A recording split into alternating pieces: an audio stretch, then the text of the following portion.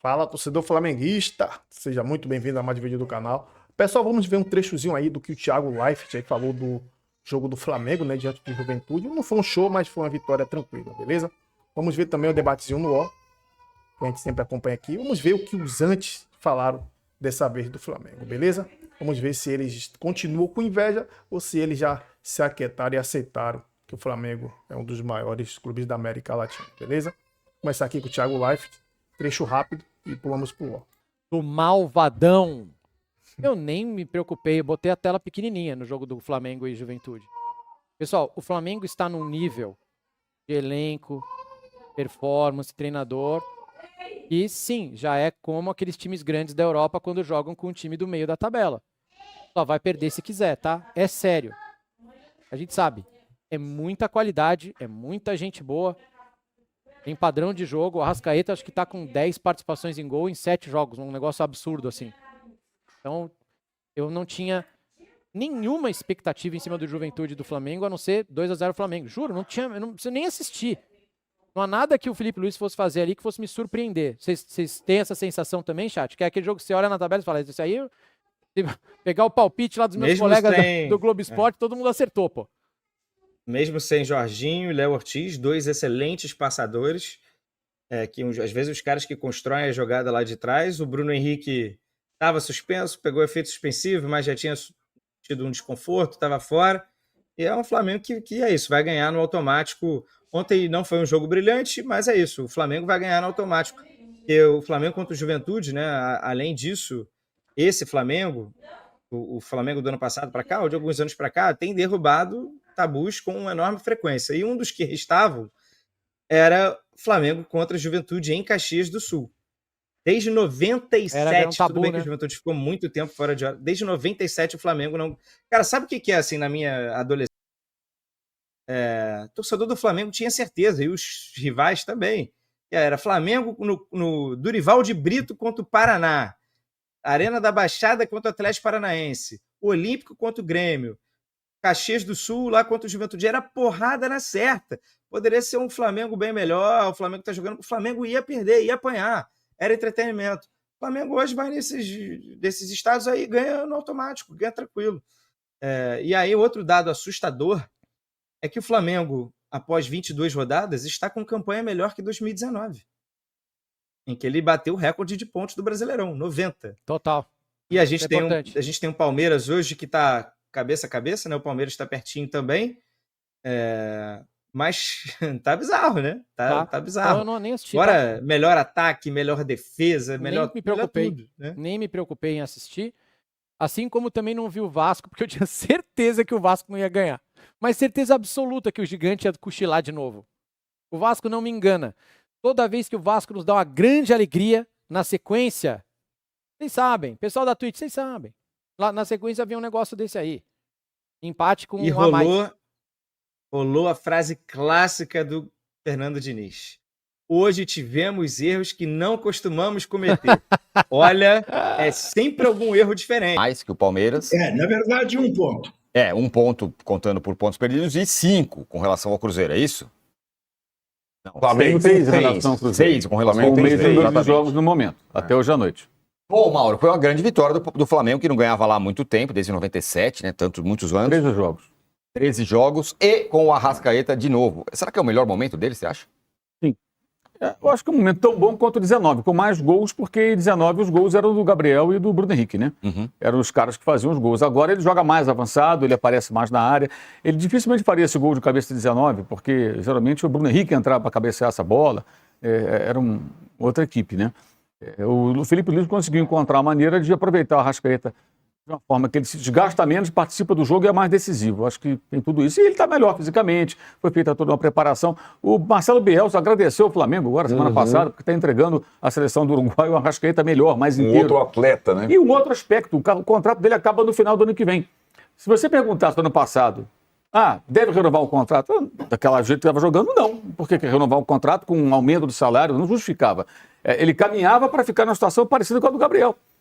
Mas agora ao contrário, ele está jogando bem. Então, a partir de virada do ano, certamente vão sentar para conversar sobre a renovação contratual e ele vai poder colocar uma pedida alta e tudo, que ele está muito bem. E o clube vai ter que analisar isso com muito carinho. faz parte do jogo. É assim que funciona, né? Se você está bem, você negocia uma condição melhor. E ele, de fato, está muito bem. Mas ontem, assim, entre todos os jogadores, tem que destacar o Saúl, né? O Saúl foi pai, chegou horas antes do jogo, pegou lá um voo depois. Poderia pegar a licença paternidade, né? Mas não, o cara foi pro jogo, deu o passe, ele começa a jogada, se apresenta e faz o cruzamento para a cabeçada do Arrascaeta. E o time controlou o jogo todo, o Juventude praticamente não ameaçou. Ao contrário do jogo do Grêmio, o Flamengo ficou muito tempo marcando alto e mantinha o Juventude longe da sua área. Teve lá um lance de perigo lá, mas a jogada estava parada por impedimento, já não valia mais nada. Teve uma hora que estava 75-25 a posse de bola. Isso, foi uma coisa bizarra. E o Felipe depois usou muito o elenco e manteve a marcação alta com a entrada de jogadores descansados que mantiveram essa postura. O segundo gol foi uma assistência do Carrascal, primeira dele, né? A jogada tem a participação do Cebolinha, que veio do banco também no início da jogada, na origem, né? E fez o gol de cabeça. Foi uma vitória muito segura do Flamengo, o time foi muito maduro por um jogo que exigia esse comportamento, né? Tudo que carrega, não são esses jogadores que estavam há 28 anos sem ganhar do Juventude. Tem jogador que nem tem 28 anos ali, né? Nem era nascido, o Flamengo não vencia o Juventude em Caxias. E foram muitos jogos, né? Porque teve períodos que o Juventude não enfrentava o Flamengo, não estava na Série A, mas, cara, são 13 jogos, 7 derrotas eram, né? 7 derrotas e 6 empates, é muita coisa, muita coisa. É um fiasco, né? Um retrospecto patético. E ontem o time venceu assim com muita segurança, maturidade. E tem um detalhe que é importante, né? Que é o comprometimento dos jogadores com o campeonato, do técnico e da instituição. Aí eu acho que é um ponto, inclusive, para o BAP, que é o presidente, de ter colocado desde o começo que o Flamengo ia jogar o brasileiro para ganhar. Porque no ano passado, por exemplo, até contaminado, digamos assim, pela política, porque tinha a eleição no final do ano, o discurso da gestão do Rodolfo Landim era: queremos ganhar tudo, quase não ganhar nada. Poderia ter perdido a Copa do Brasil e não ganhar nada, né? Poderia ser eliminado pelo Corinthians, quando o Bruno Henrique foi expulso no jogo de Itaquera, ou perder a final. Poderia acontecer. Acabou ganhando a Copa do Brasil. Dessa vez não, ficou bem claro que o Flamengo queria o brasileiro. Até por isso, em parte, está fora da Copa do Brasil, porque não colocou força máxima e tudo mais, né? E foi eliminado nos pênaltis pelo Atlético Mineiro. Mas acho que esse jogo demonstrou a seriedade do time com relação ao campeonato. Como tem que ser. O que vinha acontecendo, de Flamengo tratar o brasileiro como algo secundário por conta de Copa do Brasil, era absurdo e nessa gestão não está acontecendo. E aí eu acho que agora, ao contrário de 19, que era um posicionamento do Jorge Jesus, de cara ele falou: eu não entendo, vocês aqui prestam mais nas taças, que lá chamam as Copas de Taças, né, em Portugal, do que na Liga. E agora não, o clube quer o campeonato. Pode até não ganhar, mas ele está em busca do título brasileiro. Como eu acho que é obrigação, Flamengo e Palmeiras, com os elencos que tem que lutar para ser campeão brasileiro. Copa do Brasil é secundário. E claro, Libertadores também é super importante. São os dois títulos, como acontece na Europa, gente. Você pegar lá o Liverpool, ele está lá de novo marchando para tentar ser campeão inglês, ele vai jogar tudo na Champions League. A Copa da Liga, a Copa da Inglaterra são secundárias. A Copa da Inglaterra ganhou o Crystal Palace, paciência.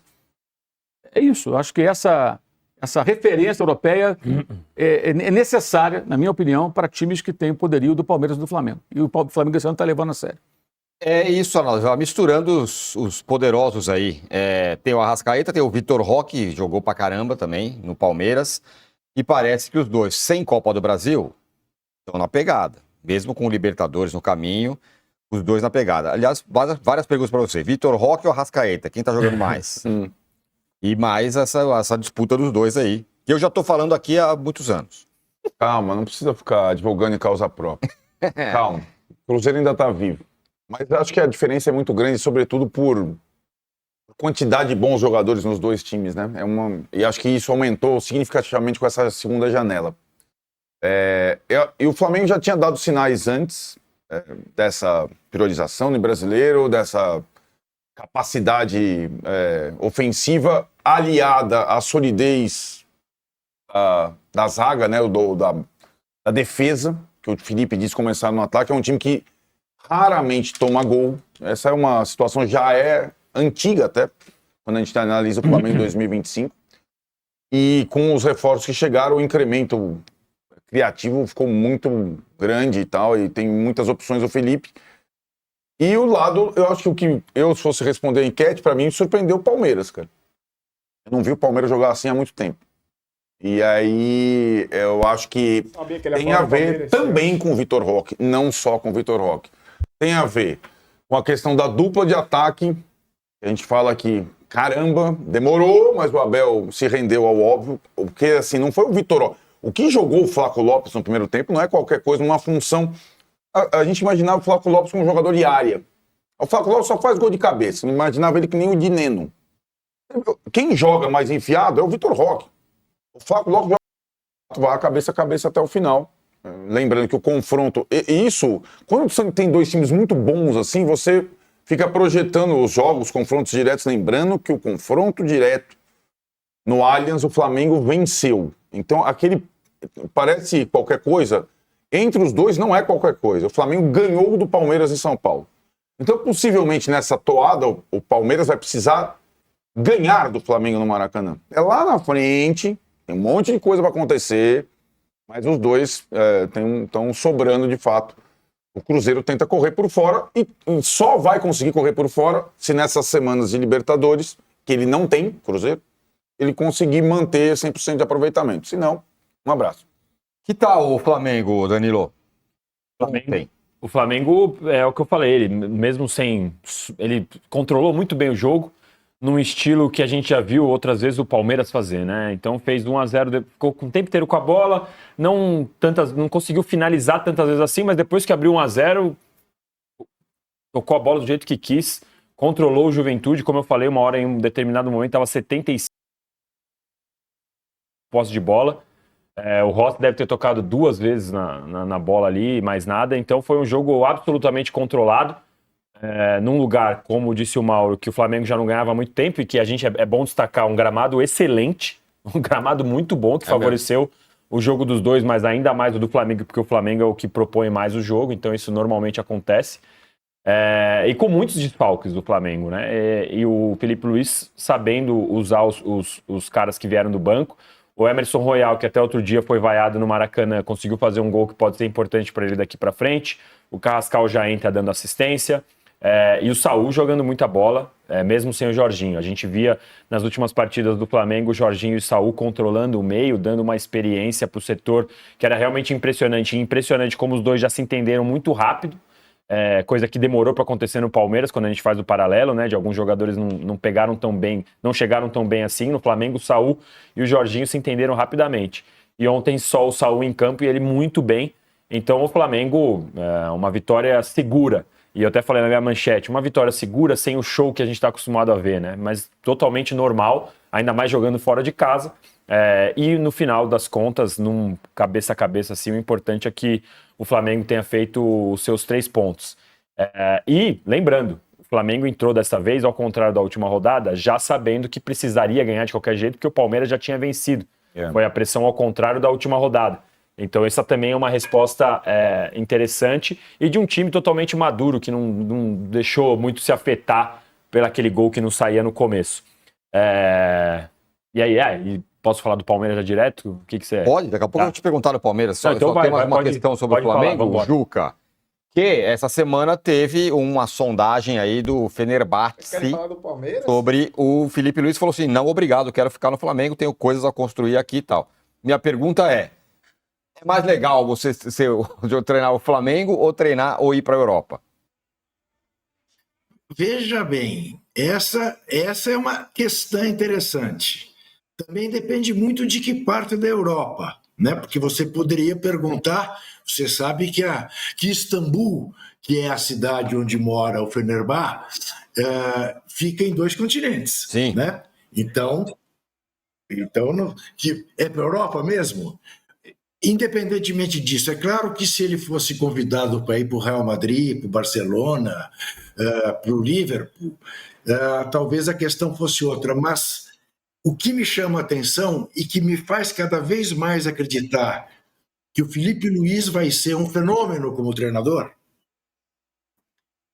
é esta maturidade dele, é esta consciência que ele tem de dar um passo de cada vez. Certamente de dinheiro o Felipe Luiz não precisa mais.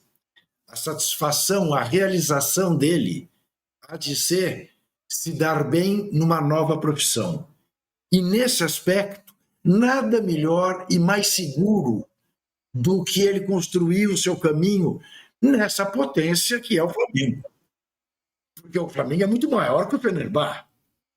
Em matéria de tradição, em matéria de conquista, em qualquer coisa que você compare Flamengo e Fenerbahçe, o Fenerbahçe não corre na mesma raia. Então, pode oferecer mais dinheiro que o Flamengo, eventualmente. Não é isso que motiva o Felipe Luiz. Eu arrisco dizer que esse cara é um cara com a cabeça tão no lugar que mesmo que a proposta fosse de um Real Madrid, ele diria, agora não. Ou da seleção brasileira, agora não. Deixa eu ficar aqui. Veja quantos treinadores apareceram em clubes menores, não é o caso do Flamengo, evidentemente, mas e se perderam porque ao fazer uma boa campanha num clube menor, foi convidado para um clube maior e ainda não era a hora de pegar um clube maior. Era muita areia para o caminhão do cara. Então, está de parabéns o Felipe Luiz. Além das entrevistas dele serem excelentes em regra, além de ele estar fazendo o Flamengo jogar o que o Flamengo está jogando, ele tem essa consciência. Curioso, né, Trajano? Você recebe uma proposta. Quando eu falo Europa, sim, porque na verdade o Fenerbahçe ele disputa com os times da Europa, né? Mas foi eliminado da Champions. O técnico era o Mourinho, caiu o Mourinho, era o por conta disso também. Né? E o cara fala, não, peraí, eu vou ficar por aqui, tenho aqui algo a cumprir aqui no Flamengo, mas raríssimo um técnico brasileiro ser cogitado para dirigir qualquer coisa fora do país. O Felipe Luiz, o Juca foi muito bem, explicou, analisou bem o comportamento dele, a opção dele pelo Flamengo, a carreira que ele está desenvolvendo. Mas já teve técnicos brasileiros que foram jogar, treinar lá. Lembra do Luxemburgo no Real Madrid? Sim. Não é? Então houve um momento que o técnico brasileiro tinha muito mercado em Portugal.